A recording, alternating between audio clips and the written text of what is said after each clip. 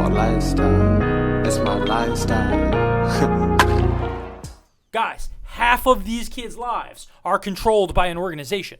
Yeah. And they have nothing that they can do to get out from underneath Absolutely the thumb. nothing. If they really want to, they can just manipulate it for a decade. So people like us need to call for change from the MLB. Mm-hmm. People, the people who are fans of the game need to call for the change of the MLB. And nobody's holding the MLB accountable. Well, and that's what I think the problem is that there's a disconnect between like the fans in the league right now. It's like the fans are like, hey, get it done. We want the season. Not, hey, we get it done. We want the future of the game to be in better hands. That I feel like that's the narrative. That's not the same. But there's you're a young fan. Sure.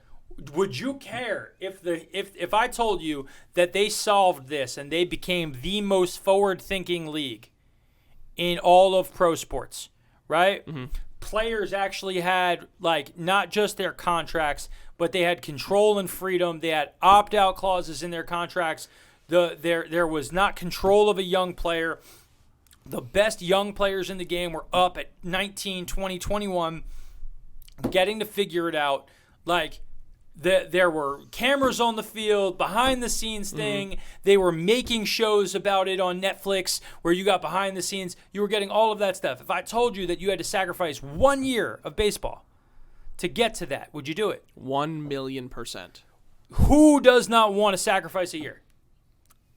A lot of people? No. I don't know. I don't understand. Old-ass people. Sure. It's the same people who aren't voting for Barry Bonds and are not voting for Roger Clemens are like, just get a deal done because they don't have much life and fandom left.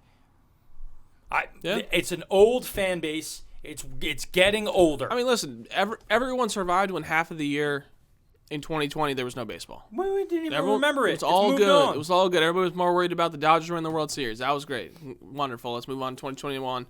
Glorious. Why can't we? Why can't we do it? Yeah, I don't know. And if you guys just really like buckled the F down and just got rid of the bullshit, we could have a season starting in 2 months, and we could allow it to be rolled out.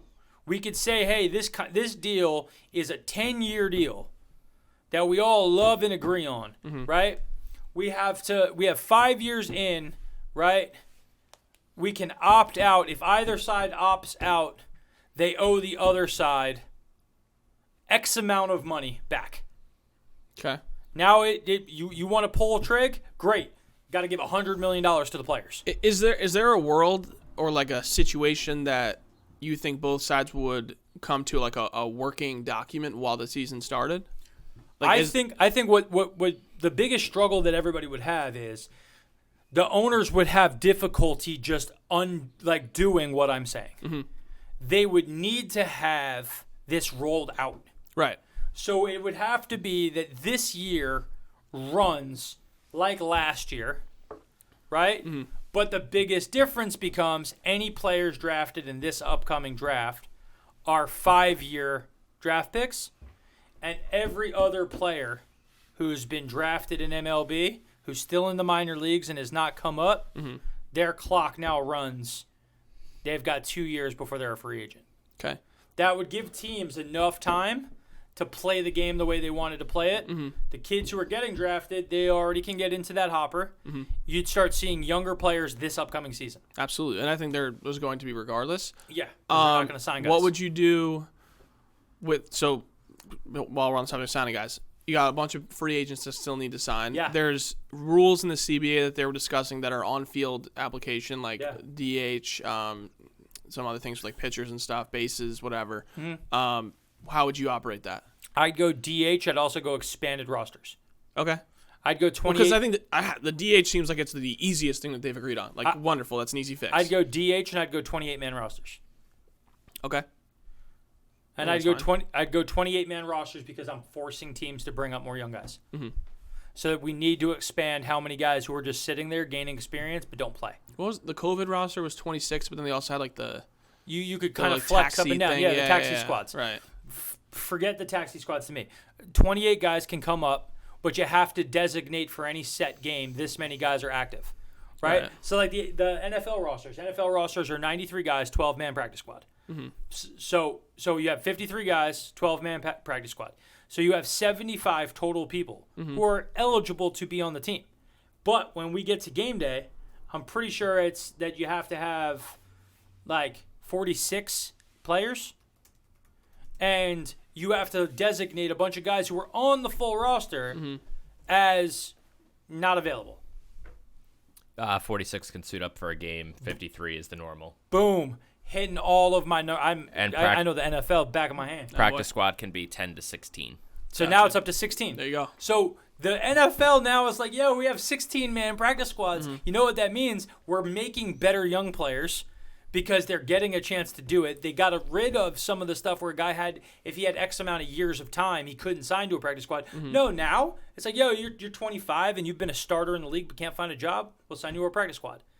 And practice squad guys make almost six figures to come play, and you only practice. And they get NFL reps all week. You work 3 days a week. You're getting the NFL coaching. You get access to all the things. You get all of this stuff. It's so much better. But then they have to have 46 for game day. So if you lose your two of your quarterbacks the day of the game, you got a wide receiver playing QB if you didn't dress a third guy, right? MLB, same thing, guys. We're going to have a 28-man roster, but you have to designate 24 guys for every single game. That allows those 4 guys are traveling with the team, playing. I can exchange back and forth who's in the lineup. But when I start the game that day, these are all my available guys. So that I can't just do everything, right? I can keep the integrity of baseball, but now I have more roster spots, right? And if I have more roster spots, that means I have more jobs for guys at the MLB level, which is what players want. And what the Players Association should want is more jobs for guys. So now I've given more jobs for guys. I've brought up the floor that teams have to spend. And I start off and I say, okay, our floor for this upcoming year, right, is the 5th lowest salary from last season. That's the floor. And then that comes up. Then from that point, it increases up until it's this percentage of the highest team, this percentage, till we get to our point. And maybe that takes us 5 years. Which would be $66 million. Just a fun fact for you. So $66 million. So that's my point. The 5th lowest team was still $66 million. So those other bottom-feeding teams who are spending no money, like, come on. So at least that brings us up to $66 million. That means more money for players. There's more teams who have to spend $40 million. Guess what? MLB Players Association, you want your veteran guys to have money? Cool. Go play for Baltimore. Go play for some of the trash teams who didn't spend money last year. Oh, but I want to win. What do you guys want? To win or make money? Some of you guys are just not going to win. That's just how it is. But if you go there, they're going to win more if you're good. If you don't matter, they won't win more. But then what if Baltimore says, no, we want to play our younger guys? Like, go ahead. You still have to spend the money. Yeah, all right. You guys can play the young guy. You can sign Michael Conforto and have him sit on the bench. I feel like that's their philosophy, in quotes, but then they don't bring up Adley Rutschman. It's all bullshit. It's all bullshit. It's all manipulation so that the teams that aren't good make money, and if they ever get lucky, they'll take a swing. You know what team that used to be like that? Toronto. Now all of a sudden, Toronto, new ownership, everything else, spice, and it instantaneously. The Mets had a bad cultural thing that needed to get bled the fuck out. Yep. But now, new ownership. Every team, if you can't come up and you're one of those teams, it's like, we're not going to be able to afford the bottom. Dope. Baseball lifestyle, it's my lifestyle.